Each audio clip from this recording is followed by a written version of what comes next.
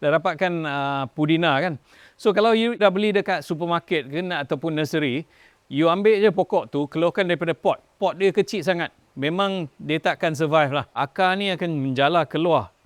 Dia akan cari air. Kita isikan tanah. Kan hari tu dalam video yang lepas kita dah tunjuk macam mana nak buat tanah kan. So ambil tanah tu, kita isikan. Dia punya sumbu tu ke atas tau.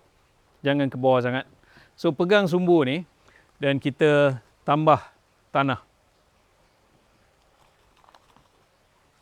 So kita letak sikit dulu tanah, kita masukkan pokok dia.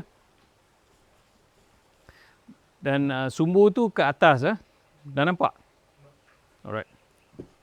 Kita tambah tanah dia. Jangan risau kalau daun ada yang tenggelam sikit dalam tanah tu, dia akan keluar balik. Pokok pudina ni memang lasak lah. Tapi dia perlukan air.